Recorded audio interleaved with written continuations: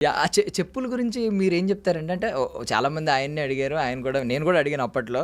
ఆయన చెప్పారు అంటే ఆయనేం గ్రౌండ్ చెప్పారు? గురించి ఈ ఏదో చెప్తారు ఆయన. ఆయన ఒక్కొక్కసారి ఒక్కొక్క ఆన్సర్ వస్తా ఉంటది. గ్రౌండ్ కానీ ఎర్తింగ్ కొంచెం సీరియస్‌గా అని. చెప్పిందేంటంటే అది యాహ్! యాహ్! ఒకటుందని చెప్పి. యాహ్! అది ప్రూవెన్ థింగ్. ఒక డాక్యుమెంటరీ ఉంటది మీరు కావాలంటే యూట్యూబ్‌లో. ఎర్తింగ్ ఆర్ గ్రౌండింగ్ రెండిట్లో ఏదో పేరుంటుందండి. సో, ఎర్త్‌తో కనెక్ట్ అయ్యి ఉంటే మనకి చాలా హీలింగ్ పవర్ ఉంటది. సో, దాని ద్వారా ఈ చెప్పులు, ఈ రబ్బర్ చెప్పులు ఇవన్నీ యేసుకొని ఆ కనెక్షన్‌ని కట్ చేసి నేచురల్‌గా మనం కనెక్ట్ అయ్యి ఉండాలి గదా! అంతే రెసిస్టెన్స్ మధ్యలో అది ఒక ఇన్సులేటర్‌లా బిహేవ్ యాహ్! చేస్తది. యాహ్! ఆల్రెడీ మనము ఈ ఫ్లోరింగ్స్ పైన హై ఫ్లోరింగ్ బిల్డింగ్స్ వీటన్నిటితో చాలా డిస్కనెక్టెడ్ ఉంటాము. సో, అందుకే ఆయన డిసైడ్ అయ్యాడు. చాలా మందే ఉన్నారు అట్లా. మనకు అనుదీప్ ఫేమస్ అయ్యిండు గానీ ఆయన ఎవరు ఎంఎఫ్ హుస్సేన్ కూడా చెప్పులేసుకునేవాడు కాదు. అలా ఇట్స్ లైక్ సొసైటీ కన్నా సొసైటీని ప్లీజ్ చేయాలంటే మనం చెప్పులేసుకోవాలి.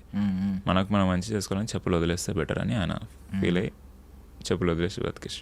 వాహ్! సూపర్. మరి ఇన్ని అడాప్ట్ చేసుకున్నారు, ఇన్ని అంటించిన ఆయన అలాంటివి ఏమి అంటించలేదా? ఇలాంటి ఫిలాసఫీ ఏమి అంటించలేదా? చెప్పులా నేను నార్మల్గా చెప్పులు వేసుకుంటే ఎక్కడైనా గ్రౌండ్లో తిరిగేటప్పుడు చెప్పులు వదిలేస్తాను. ఎంబడే అది ఇన్స్టింక్టివ్ వచ్చేస్తుంది నాకు. ఓకే. నాకు మంచిగా అనిపిస్తుంది ఎంబడే. యాహ్! యాహ్! నైస్.